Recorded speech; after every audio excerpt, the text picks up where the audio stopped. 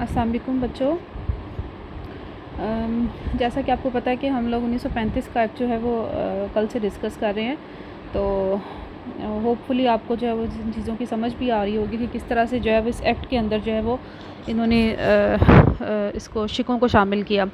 अब हमने fourth point से आज स्टार्ट करना था, गवर्नर जनरल के इख्तियारात से। दो अमली के निज़ाम तक हम लोगों ने जो है वो कल पढ़ा था। अब नेक्स्ट हमारा है गवर्नर जनरल के इख्तियारात। ये हम लोग वफाकी जो है वो तर्ज़ हुकूमत के ऊपर जो है वो डिस्कस कर रहे हैं। अब वफाकी हुकूमत की जो सरबराही है वो गवर्नर जनरल को हासिल रहेगी, यानी ओवरऑल जो इंचार्ज होगा वफाकी निज़ाम हुकूमत का वो इसमें गवर्नर जनरल का होता होगा, जिसे ताज बरतानिया की तरफ से नामज़द किया जाता है। और गवर्नर जनरल की मदद से एक इंतज़ामी काउंसिल जो है उसका क़याम अमल में लाया जाएगा। एक काबीना भी बनाई जाएगी जो मरकज़ी कानून साज़ असम्बली की निगरानी में काम करती है। इसके अलावा कुछ इख्तियारात जो हैं वो गवर्नर जनरल को अता किए जाएंगे, जो कि दर्ज है। नंबर 1 पे वफाकी हुकूमत की मालियाती हैसियत को बरकरार या महफूज रखना, रियासतों के हुक्मरानों के तहफ़्फ़ुज़ का बंदोबस्त करना, अक़लियतों के हकूक़ की हिफाजत करना, सिविल मुलाज़मतों से वाबस्ता अफराद का तहफ़्फ़ुज़ करना, बरतानिया की बरसग़ीर से तिजारत को तरक्की देना और अंग्रेज़ ताजरों को सहूलतें जो है वो मुहैया करना। ये कुछ इख्तियारात थे या कुछ ड्यूटीज़ थी जो कि गवर्नर जनरल के ज़ुमरे में आती थी। इसके अलावा वो ऑर्डिनेंस जो है वो नाफिज़ करने के इख्तियारात भी जो है वो गवर्नर जनरल को दिए गए, जो कि किसी भी हेड ऑफ़ स्टेट को जो है वो गवर्नमेंट के अंदर स्टेट प्रोवाइड करती है। इसके बाद नेक्स्ट हमारा पॉइंट है वज़ीर अमूर हिंद। ये एक ओहदा जो है वह जो 1858 के एक्ट में ताज बरतानिया की तरफ से जो है वो बनाया गया था, और इसी एक्ट की रूह से 1935 के एक्ट में भी इस ओहदे को बरकरार रखा गया। हाँ, लेकिन इसके साथ कुछ जो है वो चेंजेस आई, जिसमें इसके लिए काम करने वाली की इंडियन काउंसिल जो है वो बनाई गई थी, जो कि 1935 के एक्ट में ख़त्म कर दी गई। वज़ीर अमूर हिंद का जो ओहदा है उसके अंदर कुछ मशीर होंगे, ठीक है, जो कि उस वक्त जो है वो वज़ीर अमूर हिंद को जो है वो मशवरे जो है वो दिए जाएंगे उन मशीरों की तरफ से, और इनकी जो तनख्वाहें हैं वो बरतानवी ख़जाने से अदा करने की भी हिदायत जो है वो दी गई। इसके अलावा कुछ 102 शराइत भी थी कि जितने भी जो है वो मशीर जो है वज़ीर अमीर हिंद के अंडर आएंगे वो सारे के सारे बरतानवी शहरी होंगे, ठीक है, जो बरतानिया के अंदर मुकीम होंगे और कम से कम 10 साल तक जो है वो सिविल सर्विस के खिदमात जो है वो सरअंजाम दे रहे होंगे, तो वो इसके अहल होंगे कि वज़ीर अमूर हिंद के मशीर बन सकें। नेक्स्ट पॉइंट है हमारा वफाकी मुकन्ना। अब वफाकी मुकन्ना में उन्होंने दो चीज़ें जो है वो इसमें दो ईवान जो है वो बनाए गए। पहले तो है काउंसिल ऑफ स्टेट और दूसरी है वफाकी असम्बली। ये दो जो है वो ऐवानों पर मुश्तमिल एक वफाकी मुकन्ना बनाई गई, और इसका जो सरबराह है वो कौन होगा? गवर्नर जनरल होगा। ज़ाहिर सी बात है, जो ओवरऑल उसका हेड है वफाक का या मरकज़ का, तो वही जो है वफाकी मुकन्ना का भी हेड होगा। अब काउंसिल ऑफ स्टेट जो है और वफाकी असम्बली, हम काउंसिल ऑफ स्टेट के ऊपर थोड़ा सा डिस्कस कर लें कि इसके अरकान उन्होंने 260 जो है वो मुख्तस किए, सूबों से 156 और रियासतों से 104 अरकान लिए जाने की तजवीज़ दी गई, और हर रुकन की जो मियाद है वो 3 साल हो गई। 3 साल के बाद जो है वो रिटायर हो जाते हैं और 1/3 जो है वो नए सिरे से मुंतखब कर लिए जाते हैं। सूबों के नुमाइंदे चुने जाते थे और रियासतों के नुमाइंदे रियासतों के जो वाली थे, जो उनके सरबराह थे, उन्होंने मुकर्रर करने थे। नेक्स्ट है हमारा वफाकी असम्बली। इसके कुल अरकान 375 उन्होंने मुख्तस किए, जिनमें रियासतों से 125 और सूबों से 250 अरकान लिए जाने का फ़ैसला किया गया। रियासतों के नुमाइंदे मुंतखब नहीं होते थे, इन्हें वाली ही जो है वो नामज़द करते थे। सूबों के अरकान को अवाम के वोटों से चुना जाता था। यूँ समझ लो कि जो काउंसिल ऑफ स्टेट है वो हमारी आज की जो पाकिस्तान की सेनेट है ये वो है, और हमारी जो कौमी असम्बली है वो वफाकी असम्बली, ठीक है। ये इसके जो इन दोनों के जो इख्तियारात हैं वो सेम टू सेम हमारे उसके सेनेट और कौमी असम्बली से रिलेट करते हैं।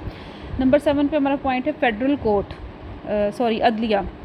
अब अदलिया का सिस्टम ऑब्वियसली उन्होंने अदलिया तो मरकज़ी बनानी थी। अब फेडरल कोर्ट के नाम से मरकज़ी अदलिया बनाएगी, जो कि वफाक के अंदर थी, मरकज़ी हुकूमत के अंदर थी, और इसके अंडर जो है वो एक चीफ़ जस्टिस और 6 जज जो है इसके अंदर जब वो काम कर रहे थे। ये अदालत सूबों में जो हाई कोर्ट्स के फ़ैसले थे जो रद्द कर दिए जाते थे, या उन फ़ैसलों के ख़िलाफ़ अगर कोई अपील होती थी तो वो फेडरल कोर्ट में होती थी। यहाँ पे अपीलें जो हैं वो हाई कोर्टों के फ़ैसलों के ख़िलाफ़ जो है वो अपीलें सुनी जाती थी। वफाकी अदलिया के फ़ैसलों के ख़िलाफ़ जो है वो बरतानवी प्रीवी काउंसिल का दरवाज़ा जो है वो खटखटाया जा सकता था। यानी एक पूरा पैटर्न था ये कि जहाँ जब सूबाई हम लोग नज़्म व नस्क़ के ऊपर बात करेंगे तो सूबाई लेवल पे जब हाई कोर्ट्स बनाई जाएंगी, हाई कोर्ट्स के जो फ़ैसले रद्द कर दिए जाएंगे, या किसी किस्म को अगर किसी को ये शुबा है कि वो फ़ैसला उनके हक़ में नहीं हुआ या कोई नाइंसाफ़ी हो गई है, तो उसके ख़िलाफ़ जो अपील है वो फ़ेडरल कोर्ट में की जाएगी। यानी हाई कोर्ट से ऊपर फेडरल कोर्ट होगी, और जो फेडरल कोर्ट के फ़ैसले जो है वो रद्द किए जाएंगे या उनके ख़िलाफ़ अगर कोई अपील होगी तो वो बरतानवी प्रीवी काउंसिल के अंदर जो है वो उसकी समाअत हो सकती है। यानी एक जो है वो स्टेप बाय स्टेप जो वो 3 चीज़ें उन्होंने जो हमें जो है वो क्लियर कट बता दी कि इसके अकॉर्डिंग जो है वो अदालतों का सिस्टम चलाया जाएगा। इसके अलावा अगला पॉइंट है हमारे कि नए सूबे बनाए गए, जिसमें सिंध, उड़ीसा 2 नए सूबे जो है वो बनाए गए। उड़ीसा को बिहार से जुदा किया गया और सिंध को बॉम्बे से अलग कर दिया गया। सुबह सिंध का मुतालबा मुसलमान मुसलसल करते आ रहे थे, जो कि इस एक्ट के अंदर जो है उस मुतालबे को तस्लीम कर लिया गया। ये थी हमारी वफाकी मुकदना का जो सिस्टम था, उन्होंने किस जो है वो इस हिसाब से चलाना था, वो ये सारा था। इसके बाद सूबाई नज़्म व नस्क के ऊपर उन्होंने बात की कि किस तरह से सूबाई लेवल पे जो है वो हुकूमतों का सिस्टम चलाया जाएगा। नंबर 1 पे गवर्नर जो है वो उसका ऑल इन ऑल हेड होगा, किसी भी सूबे का एक गवर्नर होगा। जैसे ओवरऑल वफाक का या मरकज़ का जो हेड था वो गवर्नर जनरल था। तो यहाँ पे हम सूबों की खुद मुख्तारी की बात कर रहे हैं या सूबों के इख्तियारात की बात कर रहे हैं, तो वहाँ पे सूबे का जो सरबराह होगा या हेड होगा वो गवर्नर था, जिसको नामज़द किसने करना है, गवर्नर जनरल ने। ठीक है, वो इसकी हायरिंग करेगा। गवर्नर वफाकी हुकूमत का सूबे में नुमाइंदा था। ठीक है, जो कुछ भी गवर्नर ने सूबे के अंदर काम करना है, कोई भी अपने इख्तियारात का इस्तेमाल करना है, तो वो उसको जवाब दे जो है वो गवर्नर जनरल को होगा। और जो कुछ भी सूबे के अंदर वो इम्प्लीमेंटेशन कर रहा है, कोई नई चीज़ें लेके आ रहा है, कोई तरमीमात कर रहा है, तो उसको जो है वो गवर्नर जनरल से उसकी मंजूरी लेनी पड़ती थी। और जितने भी काम किए हैं उसकी जो बासपुर से वो गवर्नर जनरल से कर सकता था। इसके अलावा अमन अमान की जो सूरत हाल है, किसी उस जो है वो रेलिवेंट सूबे की, वो भी उसकी जो है वो ज़िम्मे होती थी।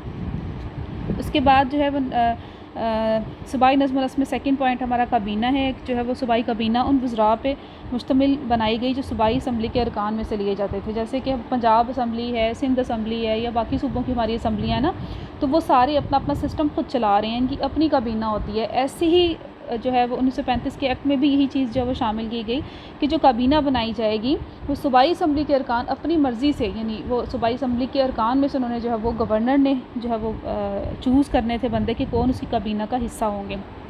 और वही गवर्नर का ही हक़ था कि वो अपनी मर्ज़ी से सूबाई असम्बली के अरकान में से कुछ लोगों को, कुछ वज़रा को उठाए और अपनी काबीना बना ले, जो कि हर किस्म के हालात में उसके साथ खड़ी होगी, और कोई भी ख़ास किस्म के जो सूबाई लेवल के अमूर होंगे उसमें उनसे मशवरा लिया जाएगा।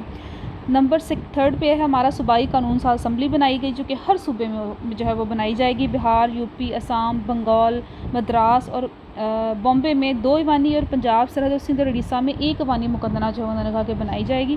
ईवान बाला का नाम कानून साज कौंसिल और ईवान ज़ीरी का नाम कानून साज असम्बली होगा। इसके अलावा नेक्स्ट हमारा पॉइंट है जुदागाना इंतखाबात। इतना जो है वो 1916 के जो है वो लखनऊ एक्ट में आपको हम लोग पहले डिस्कस कर चुके हैं कि जुदागाना इंतखाब का जो असूल था वो हिंदुओं ने भी जो है वो उस चीज़ को एक्सेप्ट कर लिया था। और बरतानवी हुकूमत जो है वो 1909 की मिंटो मार्ले इस्लाहात में इसको एक्सेप्ट कर चुकी थी कि इसके असूल के अकॉर्डिंग जो है वो सारा सिस्टम चलाया जाएगा। तो ये पॉइंट जो है 1935 के एक्ट में भी शामिल किया गया कि जुदागाना जो है वो तरीका इंतखाब जो है वो उसको अपनाया जाएगा और उसके अकॉर्डिंग ही फ़ैसला होगा। नंबर 11 पे हमारा पॉइंट आ जाता है सूबाई खुद मुख्तारी। सूबों को बड़ी हद तक खुद मुख्तारी दे दी गई। तमाम महकमे जो है वो मकामी वज़रा की तहवील में दे दिए गए। 2 अमलीकी सिस्टम को ख़त्म कर दिया गया। सूबों का निज़ाम चलाने के लिए सूबाई इंतज़ामिया जो है उसको काफ़ी ज़्यादा इख्तियारात दिए गए ताकि वो अपनी मर्ज़ी से जो है वो ख़ुद मुख्तार तरीके से और आज़ाद तरीके से जो है वो अपने नज़्म व नस्क को चला सकें। ये हमारे जो है वो कुछ पॉइंट्स थे जो हम लोगों ने सूबाई लेवल पे जो है वो नज़्म व नस्क के हवाले से डिस्कस किए। अब अगर ओवरऑल इसका तनकीदी जायज़ा देखेंगे या इसका कंक्लूजन देखेंगे कि 1935 के एक्ट के आने के बाद रद्द-ए-अमल क्या सामने आया हिंदुओं का या मुसलमानों का, तो उसमें ऑब्वियसली बहुत सारी चीज़ें ऐसी थी जो मुसलमानों के लिए नागवार गुज़री और बहुत सारी ऐसी थी जो हिंदुओं के लिए नागवार गुज़री। कायद-ए-आज़म ने बज़ाते ख़ुद जो है वो इस एक्ट से मायूसी का इज़हार किया क्योंकि अक़लियतों के लिए तहफ़्फ़ुज़ का आइनी बंदोबस्त करने की बजाय उन्हें गवर्नर जनरल और गवर्नरों के रहमो करम पे छोड़ दिया। क्योंकि ओवरऑल जो है वो आपका गवर्नर जनरल हेड बनेगा, फिर सूबाई लेवल पे भी आपका गवर्नर हेड होगा, तो सारे के सारे जो इख्तियारात है वो इन 2 जो है वो ओहदों के अंदर तकसीम कर दिए गए थे। तो यहाँ पे कायद-ए-आज़म ने ये सवाल उठाया कि अक़लियतों का क्या बनेगा। फिर जो गवर्नर फ़ैसला करेगा या फिर वफाकी सतह पे गवर्नर जनरल फ़ैसला करेगा तो वही फ़ैसला माना जाएगा। तो इसमें जो है वो अपनी मर्ज़ी से जो है अपने इख्तियारात को इस्तेमाल किया जाएगा और अक़लियतों का कोई भी किसी किस्म का जो है वो तहफ़्फ़ुज़ नहीं है इसमें। गांधी, नेहरू और कांग्रेस के दीगर रहनुमा इसके बरक्स जो है वो इस एक्ट को उन्होंने भी जब नापसंद किया। कहा गया कि अक़लियतों की नाज बरदारियाँ करने के अलावा एक्ट में और कुछ नहीं, यानी जहाँ पे कायद-ए-आज़म इस चीज़ के ऊपर कर रहे हैं कि अक़लियतों का तहफ़्फ़ुज़ नहीं है, वहाँ पे हमारे जो कांग्रेसी रहनुमा हैं गांधी समेत वो ये कह रहे हैं कि इसमें अक़लियतों को ज़्यादा जो है वो इख्तियारात जो है वो दे दिए गए, उनको ज़्यादा आज़ादी दे दी गई है। पंडित नेहरू ने कहा कि एक्ट ग़ुलामी का एक चार्टर है। मदन मोहन मालवीय का कहना था कि 1935 का एक्ट बज़ाहिर जमहूरी लेकिन अंदर से खोखला है, यानी बज़ाहिर जो है वो शोशा ये कर रहे हैं कि ये जमहूरियत के जो है वो असूलों पे मबनी बनाया गया और सबके लिए काबिल कबूल होगा, लेकिन अंदर से कुछ ऐसा है नहीं कि जो हम कहें कि जमहूरी असूलों के ऊपर जो है वो इसको बनाया गया।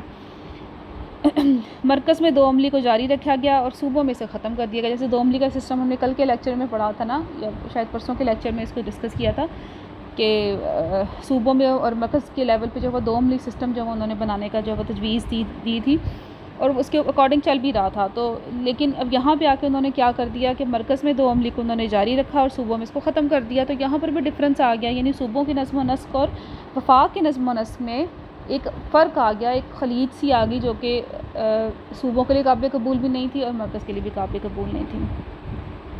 रियासतें वफाक के निज़ाम में शामिल नहीं हो सकती और उन्होंने मरकज़ी मुकन्ना में रियासती नुमाइंदों को नामज़द ना किया। हालांकि गोल मेज़ कॉन्फ्रेंसों में वालियाने रियासत ने वफाक में पूरी तरह शामिल होने पर आमादगी का इजहार किया था, लेकिन एक्ट के अंदर उनकी भी सुनी गई। इस हिसाब से अगर देखा जाए तो वो कहें कि रियासत तो फिर ऑल इन ऑल और ख़ुद मुख्तार है, उनका तो वफाक के साथ के मरकज़ के साथ भी कनेक्शन नहीं है। तो इस चीज़ पे भी इतराज़ किया गया कि फिर उनको किस चीज़ पे जो वो मुख्तारी दी गई, जो कि वाली थे रियासत के, या कुछ रियासतों का जो इशू था तो उन्होंने उन वालियों को खुश करने के लिए जो वो इस पे ऊपर जो उनको मज़ीद ख़ुद मुख्तारी दे दी। ये था हमारा 1935 का एक्ट, जिसको मैं पहले भी आपको हम लोगों ने डिस्कस किया और आपको मैं बता चुकी हूँ कि ये वो एक्ट था जो कि 1935 का एक्ट, जो कि पाकिस्तान बनने के बाद और हिंदुस्तान के आज़ाद होने के बाद दोनों ममालिक में फौरी तौर पे जो वो कुछ तरमीम के साथ नामज़द कर दिया गया। ओवरऑल देखा जाए तो उसके अच्छे नताइज थे, अगर उसको इम्प्लीमेंट कर दिया जाता तो भी जो है वो बड़े अच्छे और खुशगवार जो है वो माहौल पैदा होने की उम्मीद की जा सकती थी। उसके बाद 1940 में जो क़यादत पाकिस्तान आ गई। 1935 के बाद, इस एक्ट के बाद जो है वो कांग्रेसी वजारतें और 1937 के जो है वो इंतखाबात इलेक्शंस के बाद जो है वो कांग्रेसी वजारतें भी आई थी और 35 के एक्ट की रूह से ही जो है वो फिर उसका सिस्टम जो है वो सारा चलाया गया था।